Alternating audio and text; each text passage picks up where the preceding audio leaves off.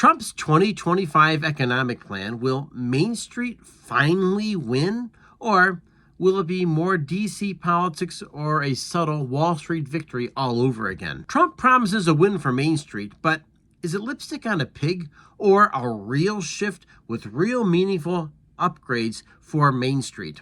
And when we're talking about Trump's deal for Main Street, I want to give you a deal which is a free like and a free subscribe to help out this channel. And of course, I'm able to provide meaningful news to you on a daily basis, not only in a video, but also in live sessions throughout the week. So here's the Trump plan breakdown, and maybe these things sound attractive to you because they do sound really good to me, and I'm right here on Main Street with you. Tax cuts. Lowering income and capital gains taxes sounds like a pretty powerful plan, right? China tariffs, yes. Tariffs on China at 10 to 25% to protect U.S. manufacturing and creating more of those coveted blue-collar jobs that really built America last century. Deregulation push across energy, environment, and finance, and the fact is that this is a way to kind of streamline and get the economy up and running all over again.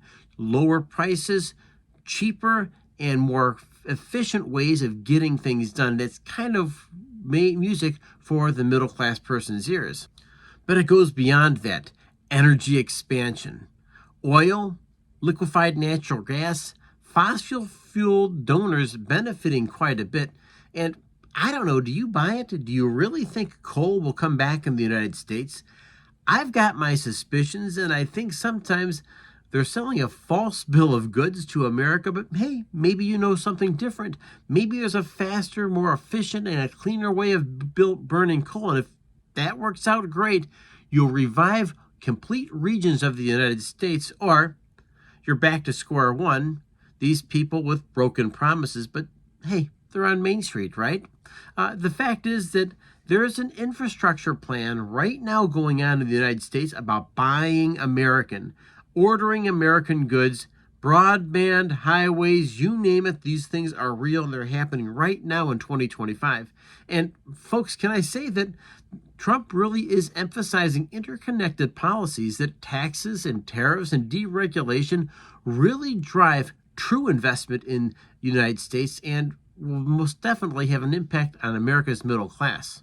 What's worthy of mentioning is the small business and supply chain impact that Trump's plan has, because the fact is there is a QBI deduction, an extension of 23% inside a bag of tricks. That in of itself can have a significant impact for people like us that are small business owners. But beyond that, there's a benefit to Main Street because there's going to be a lower tax burden, more jobs, and more cash flow. And those things are real. When there's more flush cash on Wall Street and DC, well, that has the trickle-down economics of hitting Main Street, right? And the fact is that supply pains, tariff increase costs, and potential economic boosting of price spikes, and these things really do impact how we are living here on Main Street. Of course, I don't want to offer people on this channel pie in the sky. No, because there are some risks that are very, very present. And the fact is that this new, big, beautiful bill is currently a $2 trillion increase. Yes, a $2 trillion increase to the federal deficit. And if you remember back during the campaign, they were talking about cutting government spending. And here we are increasing it by $2 trillion. And of course, that really does have a significant impact on long-term inflation, and maybe Trump and Bessent and everybody else inside of his cabinet has a plan to grow the U.S. economy. But for people like us on Main Street, these are some troubling things just to take into consideration. And of course, there's another part here, which is the trade war backlash from the EU, from China, from Canada. Those things are real, and they could be impacting people like us on Main Street.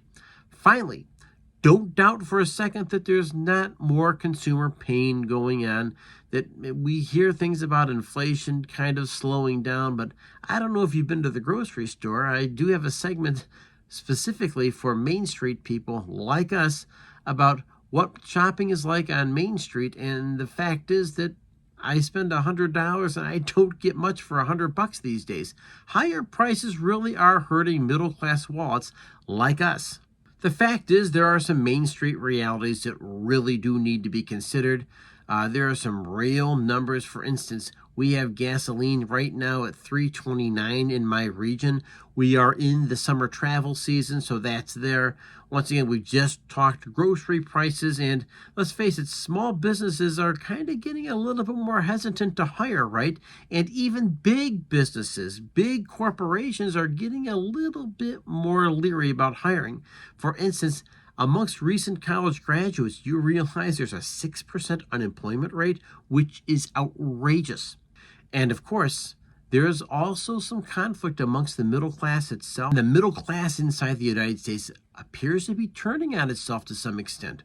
For instance, there's a big push throughout the United States to cut back and roll back on property taxes.